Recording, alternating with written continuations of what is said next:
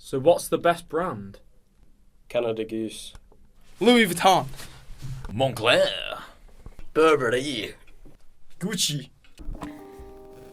Hello listeners and welcome to Behind the Seams, your fashion podcast guide to streetwear clothing and all things fashion.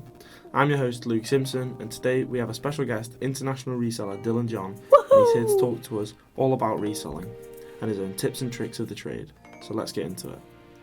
Streetwear's huge now, from sneakers to luxury brands, but it didn't start in high fashion, so let's take a look. Streetwear started in the late 70s and early 80s, mainly in New York and LA. It grew out of youth culture, hip-hop, skateboarding and even surfing. People weren't trying to follow trends, they were dressing for self-expression and everyday life. So it was more about the culture than the clothing itself. In New York, hip-hop influenced oversized fits, sneakers and sportswear. On the West Coast, skaters wore more graphic tees, loose pants and durable shoes like Vans. This was because you could buy one shoe at a time with Vans, and is what skaters needed when ruining one shoe at a time with doing ollies. A big turning point was Sean Stussy in the early 80s. He started selling t-shirts with his signature on them, mixing surf, skate and music. That DIY approach helped shape modern streetwear brands for today.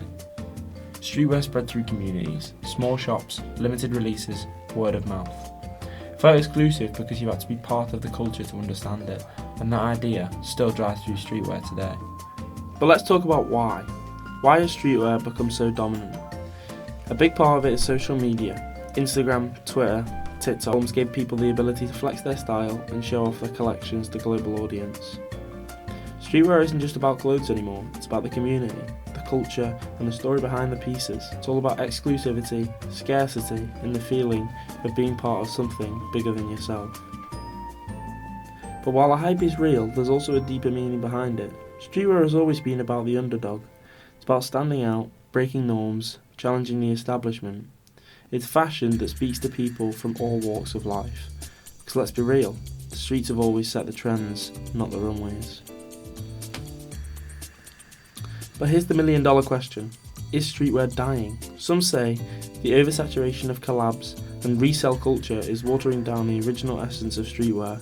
And sure, every rapper and influencer seems to have their own line, so you start to wonder if it's still special. But then again, is it really about what's cool and what's popular? Or maybe is it just about doing your own thing and looking fresh while doing it? So whether you're one of the OGs that's still rocking the vibe since the 90s, or a newcomer trying to find your style, streetwear will always have the same core. The expression of who you are, where you come from, and where you're headed. It's more than just fashion. It's a movement. And as long as people are finding new ways to blend the old with the new, streetwear will keep evolving. Supreme was founded in 1994 in New York City by James Jabaya. The brand was designed specifically for skateboarders. The story goes that Jabaya wanted to create a store where skaters could buy clothing that actually matched the skate culture of time. Clothes that felt authentic to a scene but weren't a typical skate brand. Supreme's first store opened in Manhattan's Playfair Street, and looked more like a skate shop than a fashion boutique with a concrete floor and a big open space. But inside there was a twist. Jabaya was selling clothes that weren't just for skating, they were for everyone who wanted to embrace that vibe. Did you know that Supreme's box logo, which is probably the most recognisable logo in streetwear, was inspired by a work of a pop artist called Barbara Kruger? The font and the red and white design came from her art, which famously used slogans like "I shop, therefore I am." Talk about blending art with fashion. Now here's something I think we should really talk about. The rise of sustainable street. Brands like Patagonia, Cold Wall and Pangaria are leading the way into blending street style with sustainability. But wait, it's not just about making clothes that are good for the planet, it's about making them look good too. We're seeing materials like recycled fabrics, organic cotton and vegan leather making their way into collections that still keep a streetwear's edge. And here's where it gets interesting. Streetwear isn't just about the clothes, it's about the self-expression. It's about how you match the vintage Supreme hoodie with a pair of high-end jeans. It's about how you rock a £200 pair of shoes with a DIY patch jacket. It's less about looking perfect and creating your own version of cool. Streetwear has come a long way from its humble beginnings. Today it's a multi-billion-dollar industry that impacts everything from luxury fashion to global politics to social media. It's all about style, community and being a part of something bigger. And you know what? Whether it's you're rocking the latest drop or just vibing your personal look, you're still part of it all.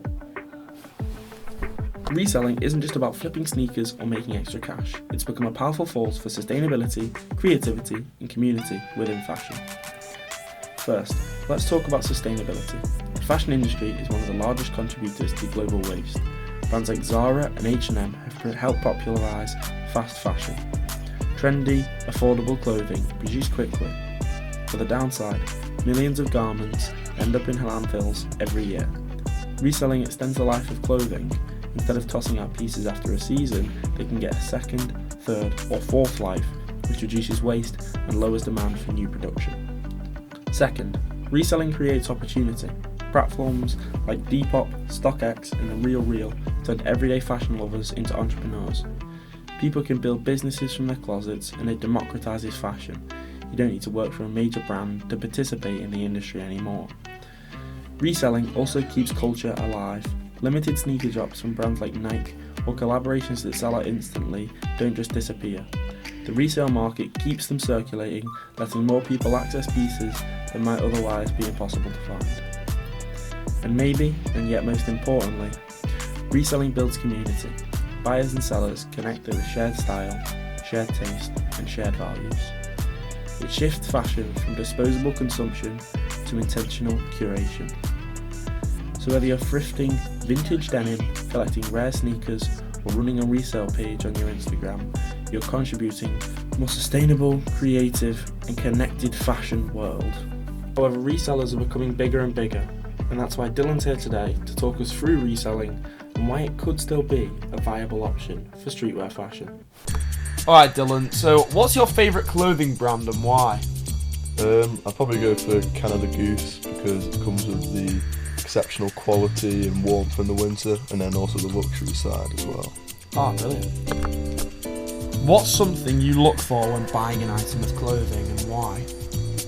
I look for high quality, well fitting to my arms and the length. I also look for something that's a bit different and not mainstream. So Dylan, where do you buy the majority of your clothes?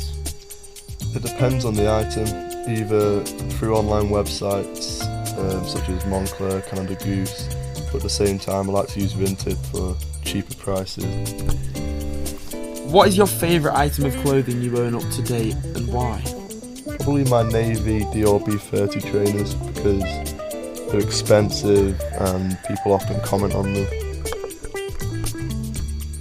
So Dylan, what made you get into selling clothes? Often videos on social media when I was younger, and seeing guys in Liverpool, for example, the shop The Block P, really inspired me to get into it myself. How old were you when you first started selling clothes? It was just before lockdown. I was probably 12, 13ish. Can you remember your first sale? And if so, who and where was it? Yes, it was in Liverpool to a guy that I met on Facebook Marketplace. There was a pair of Jordan 5 trainers. Have you ever sold any clothes to any famous people, Dylan? And if so, will we know who they are? Who are they? About 6 months ago, I got a train down to London to sell a pair of MX-95s to Nines, the rapper.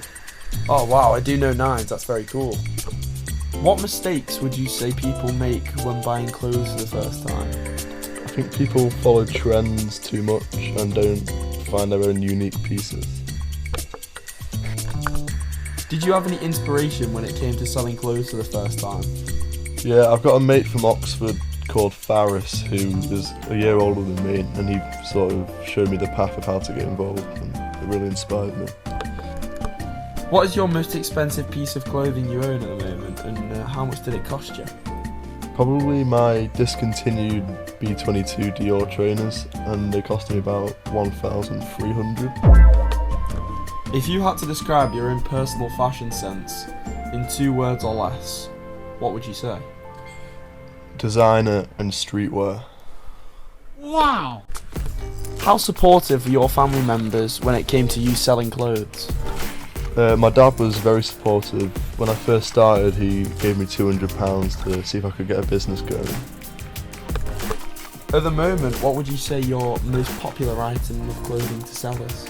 Probably the Air Max 95s, and in terms of the colours, it was probably the OGs, maybe the neons or crystal blues. And finally, Dylan, what advice would you give to anyone who's just starting to sell clothes? It's all about networking and building up a good relationship with clients. That's a wrap for this episode. I've been your host, Luke Simpson, and thank you for listening in and supporting Behind the Seams. Come back in a fortnight for our next episode on culture and beginnings of luxury fashion. Thank you for tuning in to Behind the Seams. Goodbye.